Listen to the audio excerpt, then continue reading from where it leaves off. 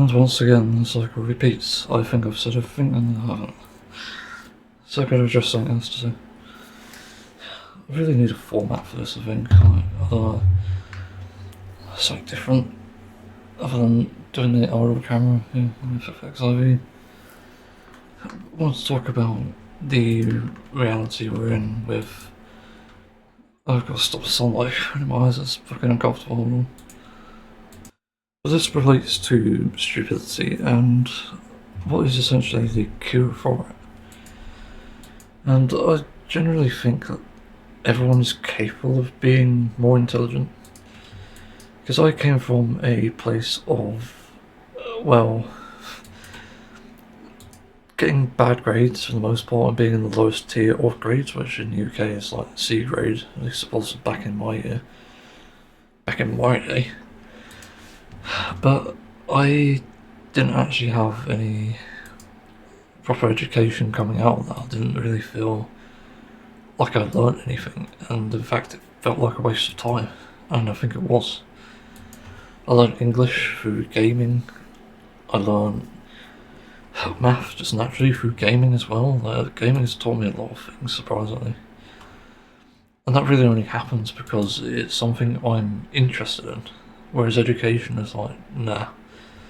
Just don't really focus, I don't really learn, because of learning delays as well, it's like doubly true. Just do not want anything to do with that. It's concerning. And that's a failure of the education system. Well, I'm not going to lie and say that, oh, education is great. No, it's flawed. It's always been flawed. And it's all to do with how the Board of Education, essentially, whatever we have in the UK, thinks they know what's best, and that is not the case at all. Because you really need to teach key elements of education, like for example, you do need to teach a bit of English, you need to teach a bit of math, but the problem is it's not catered to people's needs, and so what ends up happening is you end up with really bad shit happening because people either can't focus, there's no attention span, or because it's so often and reoccurring, nobody wants to focus. And that was the case in school. Like, everyone was so bored that we just did our own things. I had my own sort of, even though the teaching system had a pencil case with not only pens and pencils but Legos and paper. Some Lego, but also had like Hot Wheels and stuff and Transformers. That's actually something I did. I brought them into school, sort of had them out on the table and stuff to keep me focused. It's a weird little routine I had, but it barely worked. But even then, I was glad I could have that option. But as usual, it's a big problem to try and focus, and I don't really know the easy answer to that. But one thing that did always catch my attention was when lessons involved video and interaction and games, like, because that's the type of interaction. And those always stuck with me because it's generally more fun. And it wasn't boring. Like, everyone in the class could enjoy it. It wasn't exclusive, it was inclusive. And that's really some of the best lessons I've had in school, whether showing videos or games. Like in science, I specifically remember being shown the slow-mo guys, and that was fucking amazing. I still watch them to this day, if or not. It's one of the few channels that I do watch quite often. But everything else was kind of like a boring subject, so I never really bothered. Like, even some of the games were a bit boring at times as well. But it's still better than nothing, like better than writing down shit. Even then, you just need to teach children a way to sort of look at, say, a video lesson, and be able to write down notes about it, and then the teacher obviously can quiz them at the end, and that's like a decent format. It's like, it keeps people's attention there, especially if it's like an interesting video, like if you're showing like nouns and what is it? Fuck, I forgot. Nouns and verbs, like those sort of things, and there has to be a way to visualize it as well. So like a noun you could show, I don't know, because also it's like a pronoun, but like it's, like you could show an object usually. I think technically people can use the pronouns it's as well. Something like that, like pictures and words, is a really good way of teaching.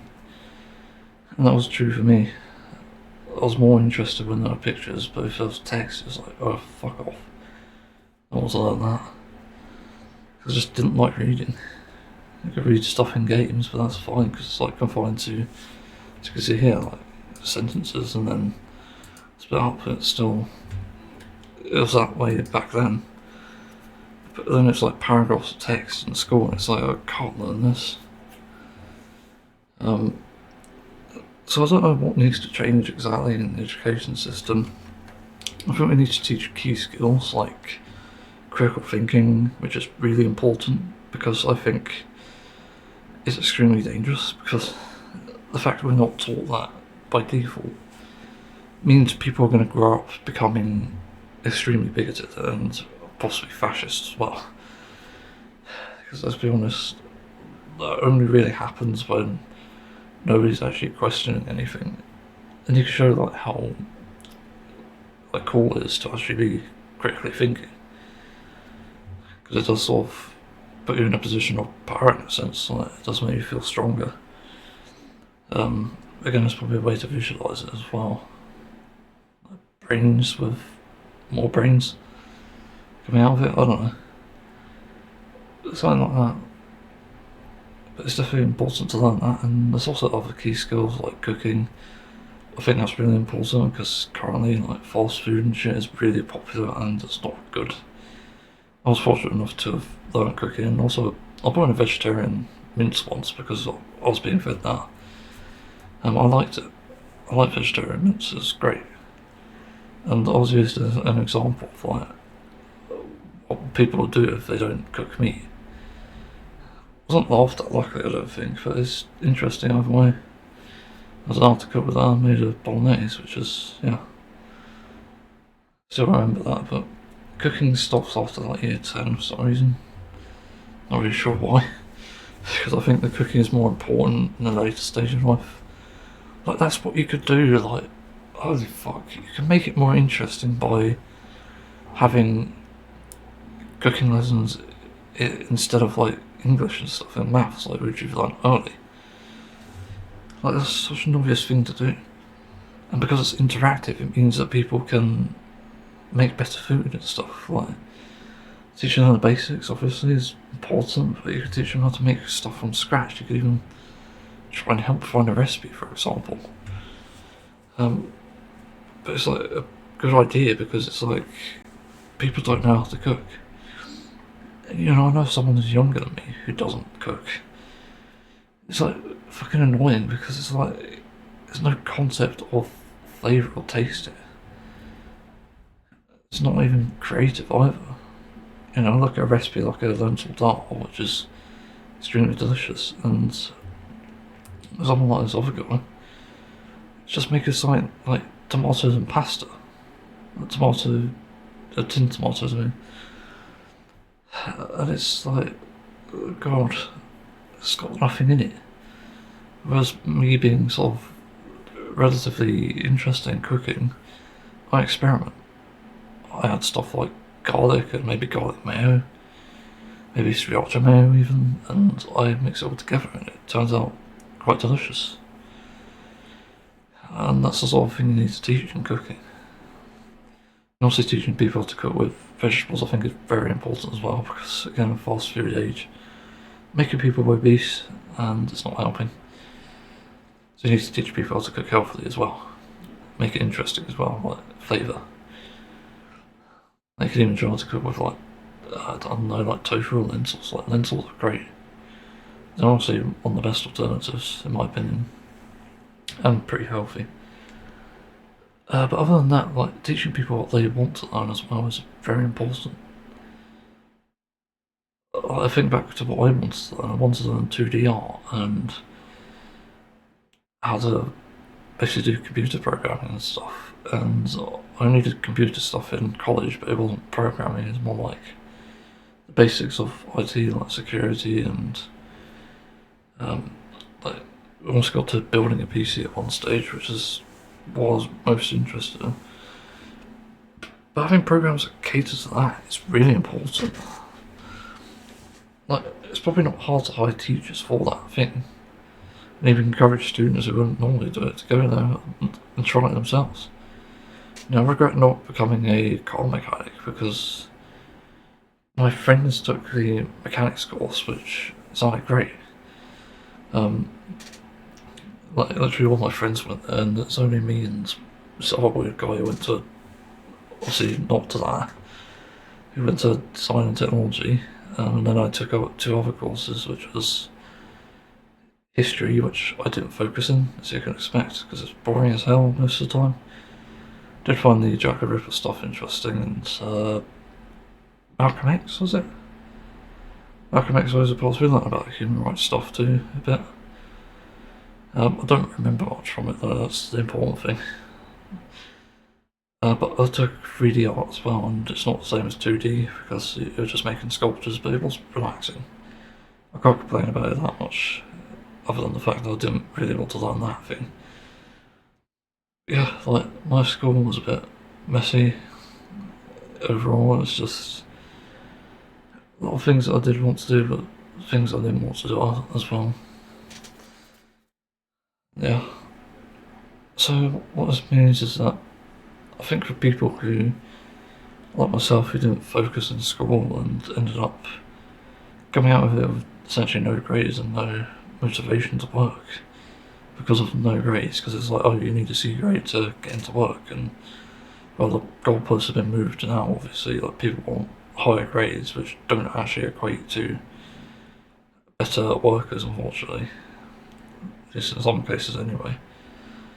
But really in a job interview, like, for employers, I think you need to understand when someone can demonstrate they can do a job, you have an obligation to see that through, to see that they can do it. And you know, it's like that meme about IKEA job interviews, like, you're going to be tested based on if you could build this thing. Which is funny, but actually it's kind of true in a sense. Because if you can build it, you're probably going to be a good IKEA worker anyway. You could figure out the things that might be easier for people to build over experience and stuff. I know it's not real, obviously, but still. You should be looking for qualities like that, rather than grades or communication. You know, I was denied a job application once working for Tesco. I was planning to unpack things, and that really just sort of defeated me. It was like, oh, well, I'm strong enough, I'm lifting like 10 kilos each arm at the age of 15, so what gives? Like, why am I not allowed to do this? And I wasn't given a reason, it's just like, no, we don't want to hire you. Great, thanks guys. So that was really frustrating. It's like a summer job, I think, actually. It's not one that I do during school time, obviously. I won't cope with that. But, yeah, I tried to, and I've had a work experience with, like, my dad and stuff, which has mixed results. I'm not good at focusing on that. And I didn't really want to end up like my dad either, so that says a lot, really. As much as it's a rare job now, it's not really my interest. You know, I do know some basics of it, like safety. But again, I'm just not that interested, not finding it like a necessity for my life. You know, the amounts of times I'm going to apply this sort of thing, it's very minor. Yeah, so how do you come out of being uneducated and unfocused to becoming educated and, you know, then just more like an empathetic person, someone who can try and contribute to society? I think the turning point for me was realising how I was part of the quote-unquote guilty party, because I had a mental health crisis that occurred back in 2016. I keep bringing this up. I wasn't happy with my life, and I generally felt useless. And that contributed to my depression, and I just didn't want to exist, really. But at some point I got therapy. I tried to take meds, but it didn't help. But I tried therapy, and it didn't do much. It only helped a little bit for the issue I had. But it sort of made me realise that the world isn't the way it seems, because the thing that really occurred to me was like, oh, I'm this type of person that people quote unquote hate, and it's like, well, how do I change? Like, is there a way to change? It's like, I go into therapy and they say, like, you can't technically change it, but you can at least treat the issue, like prevent these issues from happening. And that really opened my eyes to, what's my eyes getting blocked? And that really opened my eyes to the reality that we're in, where people are stuck with permanent issues, but there's a problem with how you address these and how society addresses it, and that sort of makes you think like, oh, there's no actual help you can get, but there is, and it can take a lot of trying and stuff.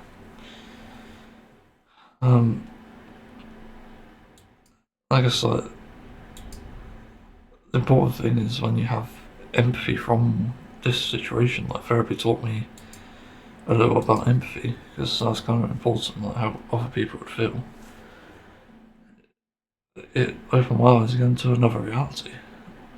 It's one of those things like where I think if you feel guilt, you have the capacity to not only be more empathetic, you can feel intelligent. And I've actually failed to release some videos on this about the guilt factor and how that can influence you in drastic ways.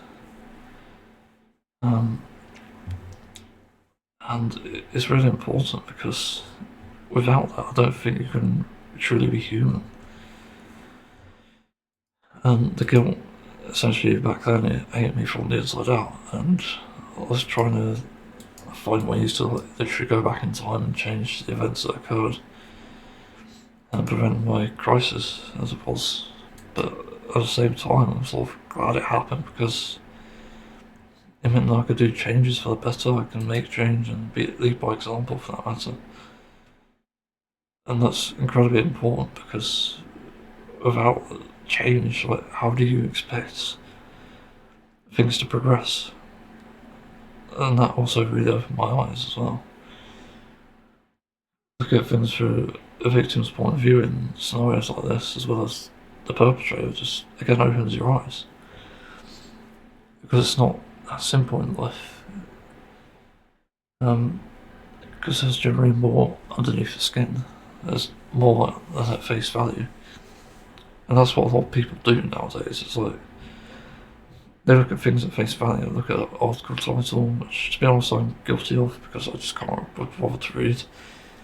But I can sort of guess what goes into them by process of elimination, like by the title. And also kind of by who's writing it anyway. But people with the capacity to read obviously should read it. I can't skim read yet, but I'm trying. But a lot of people will take things at face value, like I've seen on TikTok with the what I call reform core, because it's like just GB news and anti-immigrant shit. It's so bad, but a lot of these things are like completely face value. Like, they specifically highlight horrific things that immigrants have done and exaggerate them. The same way that Netanyahu has exaggerated a terrorist attack to kill 60,000 people, including women and children, and make like much more suffer, like 500,000, I think it was, as well, and displaced pretty much everyone.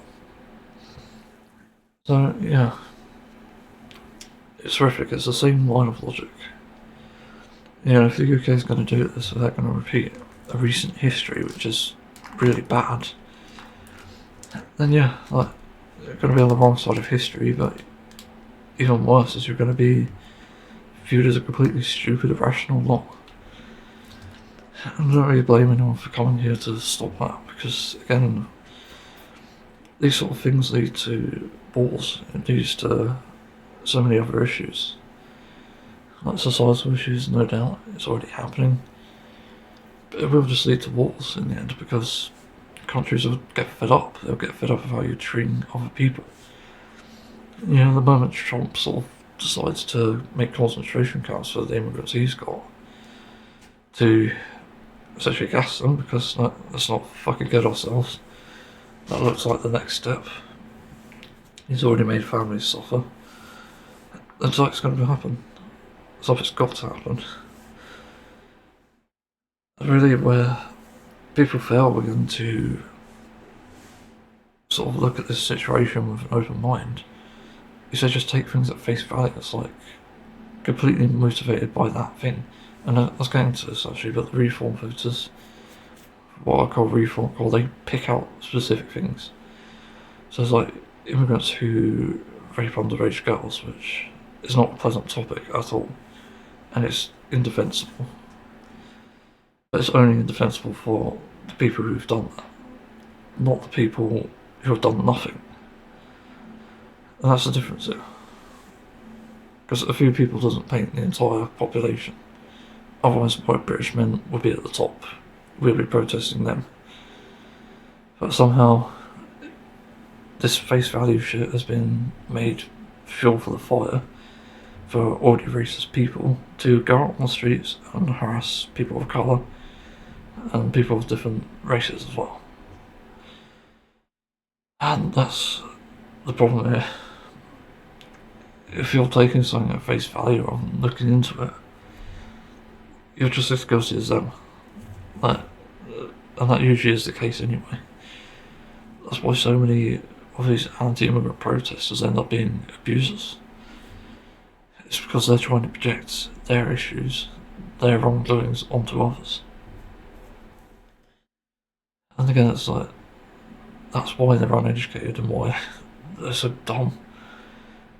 And the other thing that really gets me with this, which I'll get onto after this, I think, if I remember, they take everything at face value. Like, they see cases of immigrant people like being rude or being completely psychopathic, and they think, oh, there's a problem, deport them.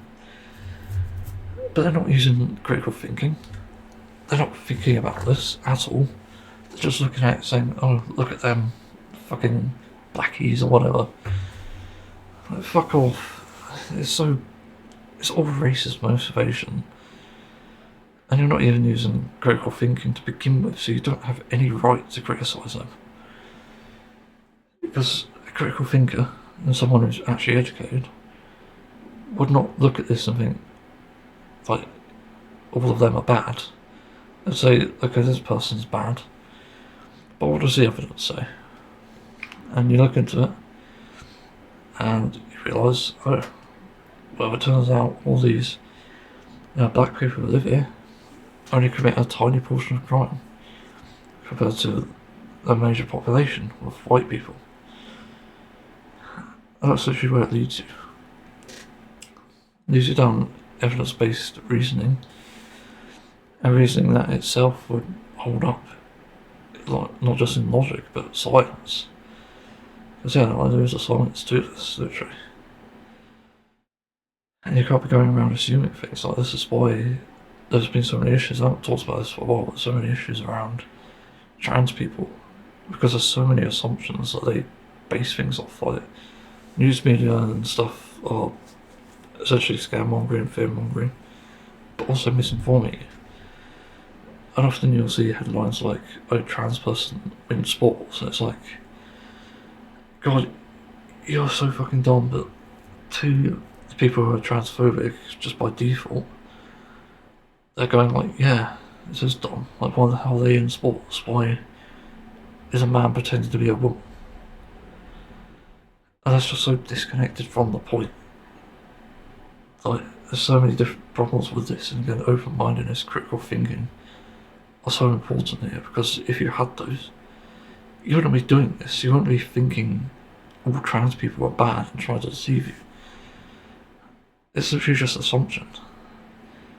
The same way you care about what's in someone's fucking pants, like, who cares? Like, the people who care about it, ironically, are probably the ones who obsess over it, who actually watch the porn of people with, of women with dicks. Like, that's no fucking secret. It literally has been proven. It's just gross, and the response to obviously that, this horrific stuff that's been put at face value, is to again look into it. For example, what regulations are there? Because transitioning, and you need to understand this first, transitioning is a process. You get either top or bottom surgery or both, and you take a type of medication for your transition. So if you want to go from female to male, you take testosterone, I think.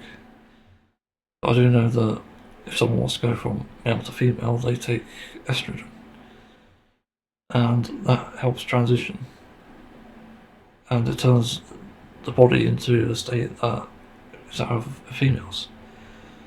Not anatomically, but biologically, yeah, they are transitioning. And that's why people say trans women are women, because they've transitioned to a woman with the right medication, the right surgeries, and even dressing more feminine. Like, that's really how simple it is. It's really not complicated, and then you look into the sports side of it, and the regulations that have to be put in place so that you can't have people pretending to be women in there. And you realise there are likely regulations anyway where you can only join if you've transitioned after a certain amount of time using, again, estrogen. So, again, these talking points make no sense. There's no trans advantage. It's all assumption. And even if there are cases where people have cheated like that, that's terrible. And that person should be obviously taken to court, and obviously that stolen glory, it should be given to the person who was closest. So that's really how easy that is to address. If you had critical thinking and open-mindedness, if you did research. But here's the other thing I wanted to get onto, and this is the thing that gets me. When talking about political issues or just human rights issues like Free Palestine, for example, and even like the anti-immigration process, there's always some dumbass in the comments saying something stupid. And it's often along the lines of, oh, but Israel was right to do this. They're trying to kill terrorists. Or is it something like the anti-immigration, like they want the United Kingdom back. And then they go into a fucking immigrant stall, food stall, getting food from there. It's one of the funniest things to come out of that, honestly. Oh, the hypocrisy. But, I can't help but laugh at that shit. But that's actually the problem here. It's like, they respond to intelligent people with stupid shit, which is what I was trying to say. And this is dangerous. As I keep saying, it's just objectively a danger. I'm just so fed up at this, because it's like you're not even meeting us on the level that we have respect for. If you're not meeting us on the level of intelligence and you're like conducting yourself, like, for example, like, yeah, like, nobody's going to listen to you, and you're not going to change any minds. And it's like how I've set the goalpost with my stance on animal rights. If somebody can prove that there is no animal rights via the way of morality and empathy, basically, if you just can't prove, if you can disprove consciousness in animals, then you'll have my ears, you'll have my mind for that matter, or completely backtrack if you can prove it. That's like the easiest way to meet me on my level of intelligence. It's like it's probably going to be very hard to find the evidence for it. Perhaps impossible.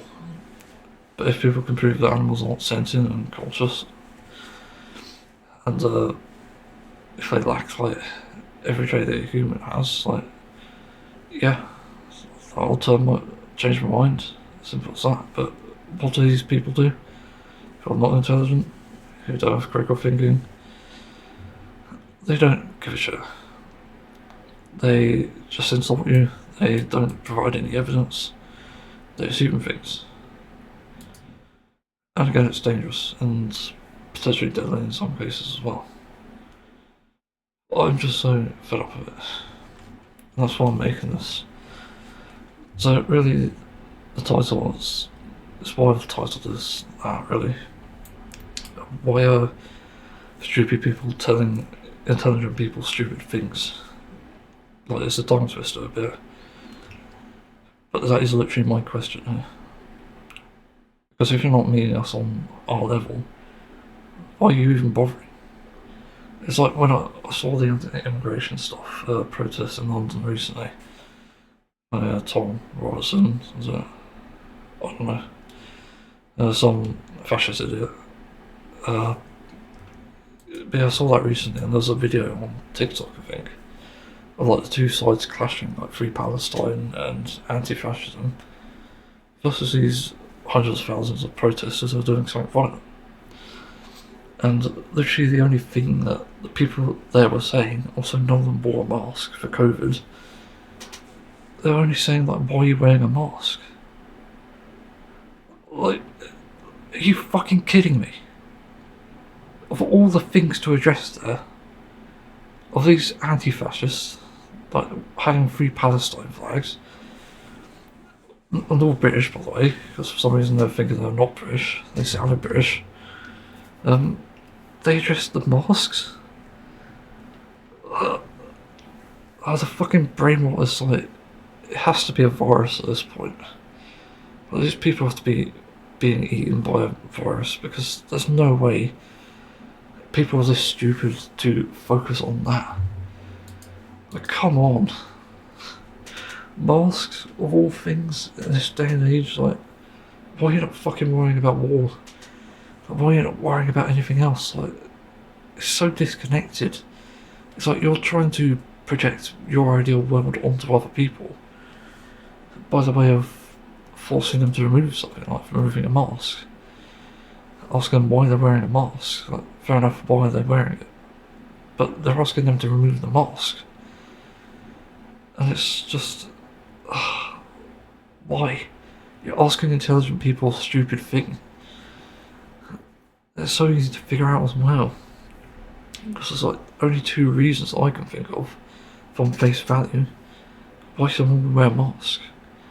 First reason, COVID, because it still happens. I think I've actually had it recently. Second reason, anonymity. And that's a complicated word for the unintelligent. It's actually very simple. It means privacy. Some people don't want their faces seen or known, especially because at the moment in the UK you can actually be arrested for protesting. Even then, like, it doesn't stop people. And it's not because they're stupid. It's because they know they're fighting for a cause that's worth it. And unintelligent people won't realise that. So, if you're anything like me, I guess, where you came out of education without a single thought about work or even getting better grades, then ideally the best thing to do is, if you're on benefits, use your privilege to, because I'm on benefits by the way, use your privilege to not only just contribute to society, for example learning a hobby like music, artwork, or even acting. Or you could just do acting or use like learning sources online. But you can also do the favour of using your time to help others. Show kindness, show open-mindedness.